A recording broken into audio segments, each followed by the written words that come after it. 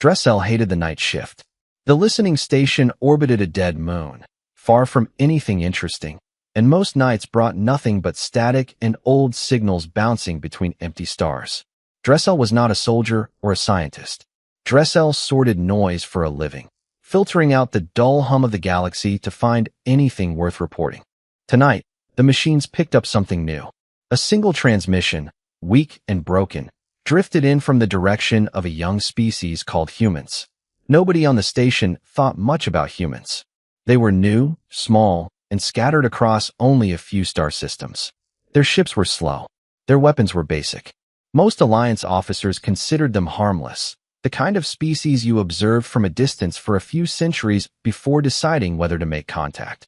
Dressel almost deleted the transmission without listening to it.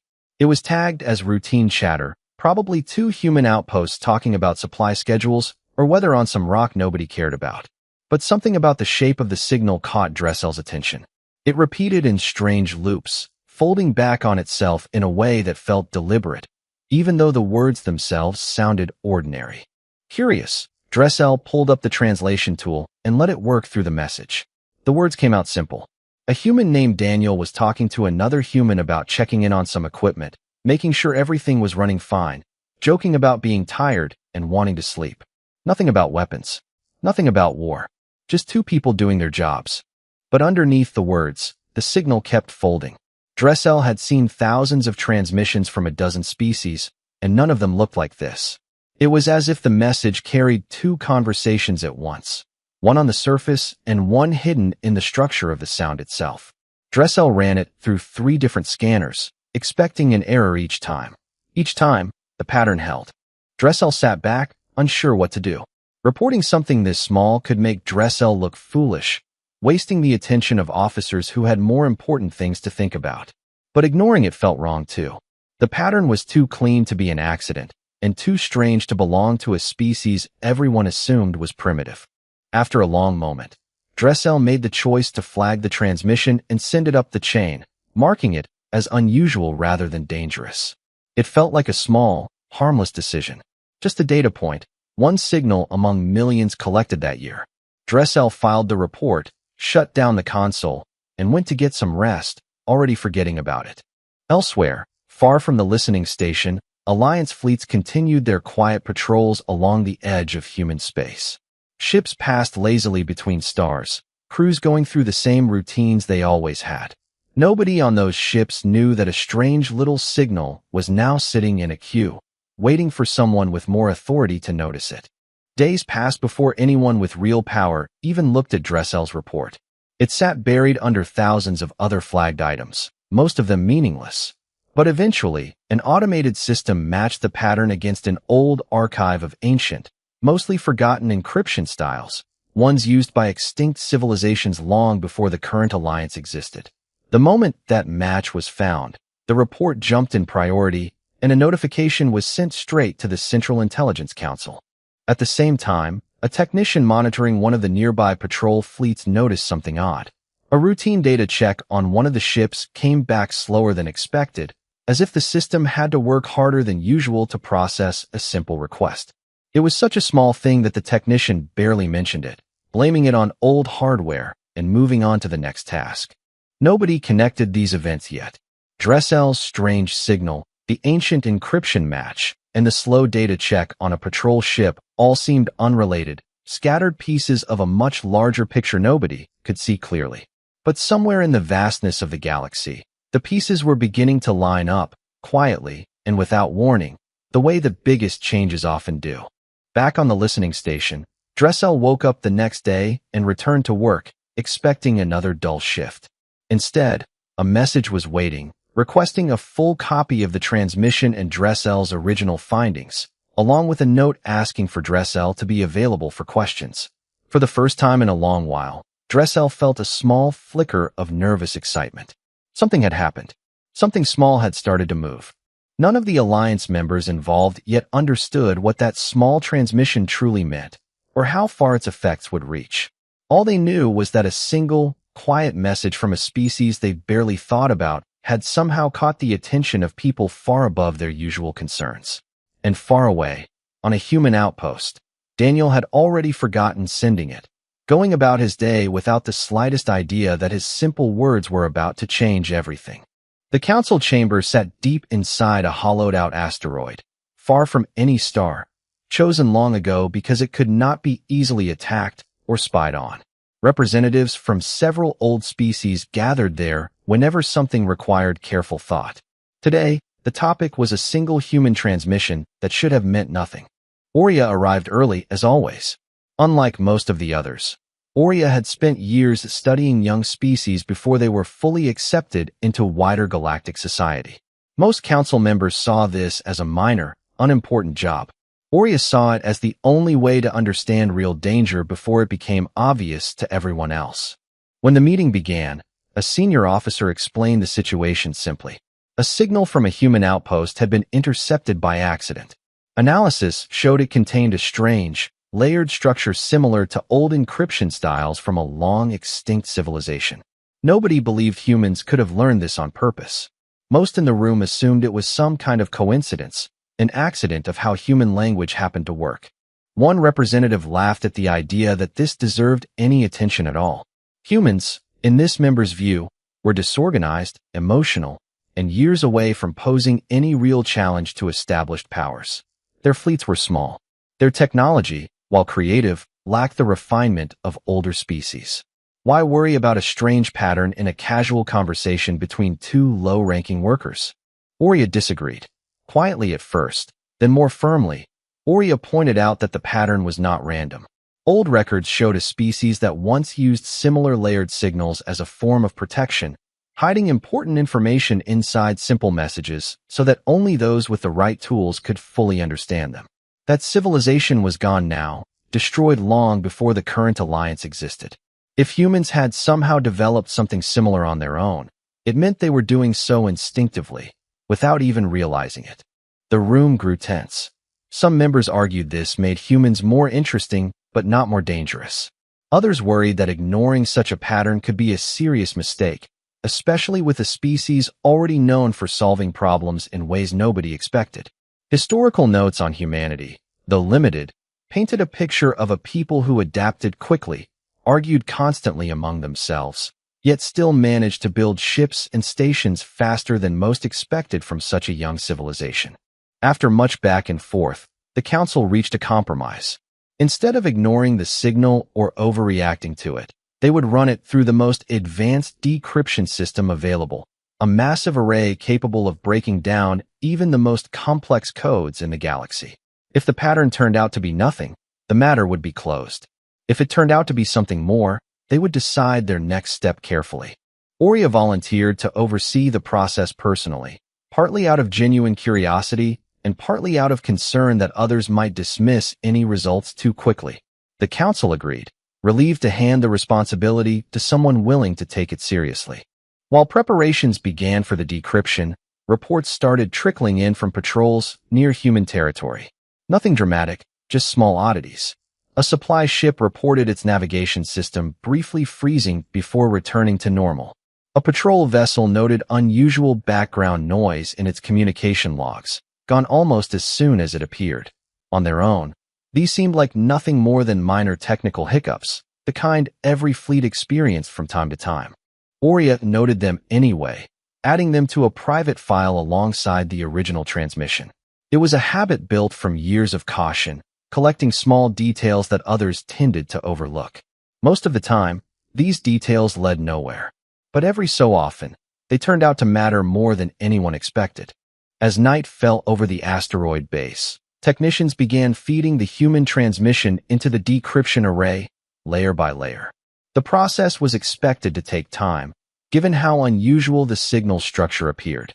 Aurea stayed behind after the others left, watching the early data scroll across the screen, feeling a strange mix of curiosity and unease. Nobody in the chamber that day fully believed humanity posed any real threat. Even Aurea, despite the concern, viewed this as a puzzle worth solving rather than a warning worth fearing. Yet the small technical glitches near human space continued, quietly increasing in number as more ships passed close to the edges of human territory. Far from the council chamber, those fleets continued their normal duties, unaware that a distant asteroid base was slowly unraveling a signal that would soon connect directly to what they were experiencing. The pieces were moving closer together, silently, and without any dramatic warning, exactly the way Aurea had always feared real trouble tended to begin. The decryption array had never failed before. Built centuries ago from the combined knowledge of several advanced species, it could break apart nearly any code thrown at it, no matter how complex. So when it suddenly locked up while processing the human transmission, the technicians running it assumed a simple malfunction, nothing more than a rare technical glitch. They restarted the system. It locked up again, this time producing a wall of recursive noise that looped endlessly, refusing to resolve into anything readable. Aurea, watching from a nearby console, felt a cold unease settle in. Machines built to handle the most advanced encryption in the galaxy should not struggle with a message from a species barely out of its early space age. While engineers worked to diagnose the array, a much more troubling report reached the Council. A patrol fleet stationed near the edge of human territory had gone completely silent. No distress signal, no warning, no wreckage detected by nearby sensors. One moment, the fleet was checking in as scheduled. The next, all communications simply stopped, as if the ships had vanished from existence. At first, officers assumed an attack, perhaps from an unknown enemy, using advanced stealth technology. Ships were dispatched to investigate, weapons ready, expecting to find signs of battle or destruction. Before they even arrived, a second fleet, positioned much farther away, also stopped responding, adding to the growing sense of alarm spreading through the Council. Aurea reviewed the locations of both silent fleets and noticed something unsettling. Both had been within range of human communication arrays shortly before losing contact. Neither had approached human ships directly. Neither had engaged in any kind of combat. They had simply been close enough to pick up ordinary human transmissions passing through the region. The pattern felt impossible to ignore.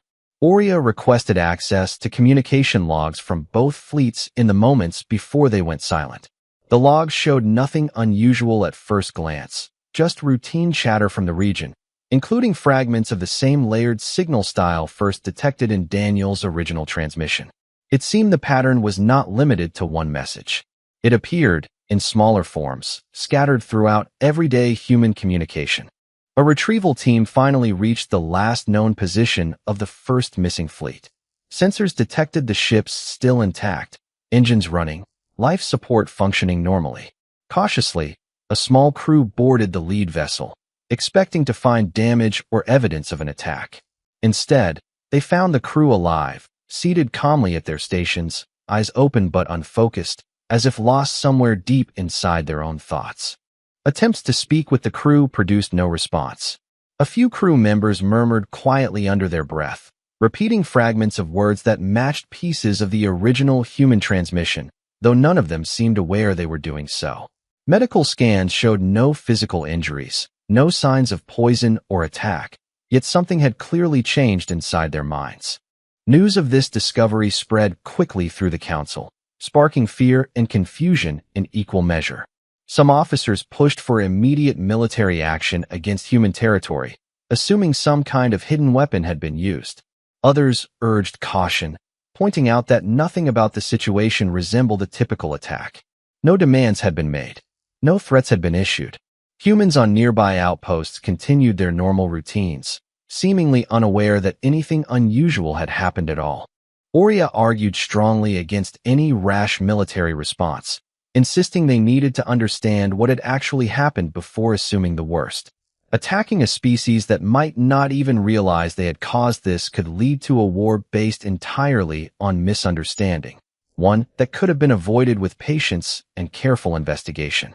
While the Council debated, more reports came in of minor issues near human space, small communication delays, brief system freezes, always resolving on their own within moments. None caused any lasting harm.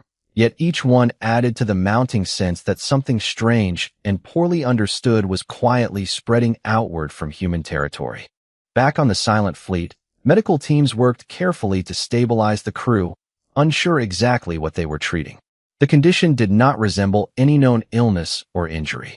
It looked, disturbingly, as though something in the human transmission had reached directly into their minds and rearranged something fundamental, without any clear intention or violence behind it. Aurea stood quietly in the command center that night, staring at the report describing the silent fleet, turning one thought over and over. If humans had done this without even realizing it, entirely by accident, then understanding them correctly might matter more than any weapon the Alliance had ever built. The galaxy was about to learn that its comfortable assumptions about this small, young species were dangerously incomplete. Daniel had no idea any of this was happening. He spent his days on a small outpost near the edge of human territory, maintaining communication equipment for a handful of scattered research stations. It was quiet work, mostly routine checks and small repairs, the kind of job nobody back home found particularly exciting. Like most communication engineers, Daniel followed an old habit passed down through generations of human technicians. Every message sent through the network carried a hidden layer of repeating patterns, a kind of built-in check that helped detect errors or interference during transmission. It wasn't a secret code or a weapon. It was simply a practical tool, something humans had developed early on to keep their systems reliable across long distances and unpredictable conditions. Most humans barely thought about it. Engineers built it into their equipment the same way people might build extra supports into a bridge, not expecting anyone to notice, just making sure things worked properly even when something went wrong. Daniel certainly never imagined that this small, practical habit could do anything beyond keeping his own network running smoothly. Meanwhile, aboard the silent Alliance fleet, medical officers continued studying the affected crew, growing more confused by what they found. Neural scans revealed unusual activity patterns, as if their minds had been gently reorganized around the layered structure of the intercepted transmission. It wasn't damage in any traditional sense. It was more like their thoughts had been nudged into a new shape, one that mirrored the recursive pattern first noticed by Dressel back at the listening station. Aurea requested a full review of everything known about human communication habits, hoping to find some explanation. Alliance researchers pulled together fragments of information gathered over the years, mostly from distant observation rather than direct contact. Slowly, a picture began to form. Human minds, shaped by an enormous variety of languages, cultures, and ways of thinking, seemed unusually flexible compared to most other species in the Alliance. Most Alliance civilizations had developed with more uniform ways of communicating, shaped by centuries of shared history and consistent biology. Humans, by contrast, had thousands of different languages, constantly changing and blending together, creating minds that were used to processing complicated, layered information without even realizing they were doing it. What felt completely normal to a human brain apparently overwhelmed minds built for more straightforward communication. This realization struck the Council hard. The layered pattern in Daniel's message wasn't a weapon designed to attack alien minds. It was simply a small piece of standard human engineering built for humans, by humans, without any thought given to how it might affect completely different kinds of minds encountering it for the first time. Aurea found this both reassuring and deeply unsettling. Reassuring, because it meant humans had not deliberately attacked anyone. Unsettling, because it meant an ordinary human habit, something so basic that humans barely noticed it themselves, could unintentionally disable trained crews from far more advanced civilizations. If something this small could cause this much disruption by accident, it raised uncomfortable questions about what humans might be capable of if they ever did it on purpose. Back on his quiet outpost, Daniel finally learned that something had gone wrong when a rushed message arrived from Human Command, asking him urgently about the exact structure of transmissions sent from his station in recent weeks. Confused and slightly alarmed, Daniel gathered his logs and cooperated fully, unsure what mistake he might have made. When investigators explained what had happened to the Alliance fleets, Daniel felt a mix of disbelief and quiet horror. He had only been doing his job, following standard procedure taught to him years ago during basic training. The idea that his routine message had somehow overwhelmed the minds of alien crews felt almost too strange to believe, yet the evidence was clear and impossible to ignore. Human scientists, once informed, moved quickly to study the phenomenon themselves, eager to understand exactly what had happened and how to prevent it from occurring again. Unlike the Alliance Council, they showed little fear, mostly fascination, treating the incident as a puzzle to solve rather than a crisis to fear. Aurea, watching human research teams respond so calmly to news that had thrown their own council into chaos, began to form a new understanding of this species. Humans did not panic in the face of strange, unexplained problems. They investigated, adapted, and moved forward, treating even alarming discoveries as opportunities to learn something new. For the first time, Aurea realized the true danger of humanity had nothing to do with weapons or aggression. It came from something far harder to predict or control, a simple, endlessly adaptable way of thinking that could reshape the world around it without even meaning to. The Council would need to approach humanity carefully, not with fear, but with respect for something they were only beginning to understand. The Council chamber felt different after everything that had happened. Where discussions once treated humanity as a minor curiosity, they now carried real weight, mixed with confusion about how to move forward. Nobody wanted a war caused by a misunderstanding, yet nobody felt fully confident dealing with a species capable of causing this much disruption without even trying. Several members still pushed for isolation, suggesting the safest option was to quietly seal off human territory, limiting contact until the Alliance understood more about what had happened. Others argued this approach was impractical, given how quickly human colonies continued expanding outward, making complete isolation increasingly difficult to maintain over time. Aurea proposed a different path entirely, one focused on direct, honest communication rather than fear or avoidance. Instead of hiding what had happened or quietly restricting human movement, Aurea suggested sending an official envoy to meet with human authorities, explaining the incident clearly and working together to understand its cause. Hiding the truth, Aurea argued, would only breed suspicion later, especially if humans eventually discovered what had happened on their own. After lengthy debate, the Council reluctantly agreed to Aurea's proposal, partly because no better alternative had been offered, and partly because several members privately admired the boldness of approaching humanity so directly. Aurea was chosen to lead the envoy personally, given previous experience studying young species and first-hand knowledge of the entire incident. Preparing for the journey took time. Aurea reviewed everything gathered so far, including detailed notes from the affected fleet crews, the technical breakdown of Daniel's original transmission, and every scrap of historical data available on human behavior. Despite months of study, Aurea still felt uncertain about how humans would react to news that their routine communication habits had unintentionally disabled several advanced Alliance fleets. Meanwhile, human researchers moved quickly on their own, having already identified Daniel's transmission as the likely source of the disturbance. Working with limited alien data provided quietly through unofficial channels, human scientists began testing their theories, eager to understand exactly why their communication style had such an unusual effect on other species' minds. When Aurea's envoy finally arrived at the edge of human territory, tension ran high on both sides. Alliance officers accompanying Aurea expected hostility or fear, remembering how differently older, more cautious species reacted to unexpected contact. Instead, human representatives greeted them with open curiosity, treating the entire situation as a fascinating problem rather than a crime to be punished. Daniel himself was present at the meeting, still slightly embarrassed about the accidental chaos caused by his routine work. He explained plainly how the layered pattern functioned, describing it not as anything special, but simply a basic engineering habit taught to nearly every human communications technician. Alliance scientists listened closely, comparing his explanation against their own findings, slowly piecing together a fuller picture of what had actually happened. As discussions continued, both sides began sharing more information than either had originally planned. Human researchers, intrigued by alien neural architecture, offered insights into how different human minds processed complex information. Alliance scientists, equally curious, shared details about their own cognitive patterns, hoping to better understand why they reacted so strongly to something humans considered completely ordinary. Slowly, careful cooperation began replacing the fear that had defined the earliest days of the crisis.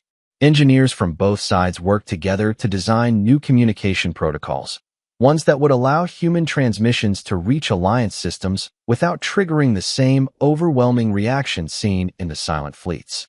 It was slow, painstaking work, but progress came steadily, driven by genuine curiosity rather than fear. News of the meeting spread quietly through both human and Alliance territories, carefully managed to avoid unnecessary panic. Most ordinary citizens on both sides remained unaware of how close the situation had come to spiraling into open conflict.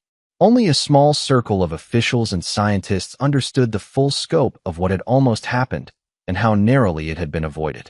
Aurea returned from the meeting with a deep sense of relief, mixed with renewed caution. Humanity, it seemed, was not driven by aggression or hidden ambition. They were simply endlessly curious, adaptable, and comfortable with complexity in ways most other species were not. This made them unpredictable, not because they intended harm, but because their normal way of existing naturally created ripples that older, more rigid civilizations struggled to anticipate. As the Council reviewed Aurea's report, a quiet shift began to take hold across the Alliance. Humanity would no longer be dismissed as a minor, primitive species, nor feared as a hidden threat. Instead, they would be studied carefully, respected cautiously, and approached as something entirely new, a species whose greatest strength lay not in weapons or military power, but in the simple, restless way their minds refused to sit still. Months passed before the full picture became clear. Alliance scientists, working closely alongside human researchers, finally understood why a simple communication habit had caused so much trouble among the Silent Fleet crews. It came down to something surprisingly basic, the sheer variety of ways human minds learn to think and process information from birth. Most Alliance species developed within relatively stable, consistent environments, shaping minds that processed information in predictable, uniform patterns. Humans, spread across countless cultures and languages, grew up learning to juggle contradiction, ambiguity, and layered meaning as a normal part of daily life. What felt effortless to a human brain simply asked too much of minds built for simpler, more consistent patterns. The crews aboard the Silent Fleets recovered slowly but steadily, once Alliance doctors, guided by shared human research, developed methods to gently ease their minds back into familiar patterns. Most returned to full health within a few months, though many admitted feeling strangely different afterward, more curious about complexity, more comfortable with uncertainty than they had been before the incident. Some crew members even developed a genuine fascination with human culture, eagerly requesting access to human books, music, and stories once they returned to duty. Officers who once viewed humanity with quiet suspicion found themselves oddly drawn to learning more, almost as if the experience had opened a door in their minds that couldn't easily be closed again. Daniel, meanwhile, found his quiet life changed in ways he never expected. What began as mild embarrassment over accidentally disrupting alien fleets slowly transformed into an unusual kind of responsibility. Human authorities, recognizing his unique position at the center of the incident, asked him to help design new communication guidelines meant to prevent similar problems in the future. Daniel accepted, mostly because he genuinely wanted to understand what had happened and help make sure nobody else stumbled into the same accidental chaos. Working alongside both human and Alliance engineers, he helped develop simple adjustments to standard human transmissions, small changes that preserve their usefulness while reducing the risk of overwhelming unfamiliar minds. The work was slow and often frustrating, filled with long meetings and careful testing, but steady progress brought a growing sense of trust between both sides. Alliance engineers, once nervous around anything connected to human technology, gradually relaxed as they came to understand the logic behind human habits, realizing nothing about it had ever been meant to cause harm. Back in the council chamber, officials formally reconsidered how humanity should be classified within the wider Alliance structure. No longer listed as a minor, primitive species requiring only distant observation, humans were reclassified as a group demanding careful, respectful engagement, valued for their creativity and adaptability rather than feared purely for their unpredictability. Aurea, present for the final vote, felt a quiet sense of satisfaction mixed with lingering unease.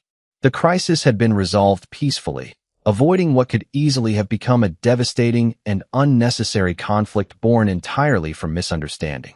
Yet the entire situation served as a stark reminder of how little the Alliance truly understood about the newest species to join their growing galactic community. In private conversations with close colleagues, Oria often reflected on how differently things could have gone. Had the Council reacted with fear instead of curiosity, had military action been taken before understanding the true cause, the Alliance might have started a war against a species that never intended any harm at all. It was a sobering thought, one that shaped Oria's approach to every new discovery involving humanity from that point forward. Slowly, cautious cooperation between humans and the Alliance grew into something resembling genuine partnership. Scientists from both sides continued studying each other's ways of thinking, uncovering new insights about communication, cognition, and the surprising ways different minds could complement one another when given the chance to understand rather than fear what made them different.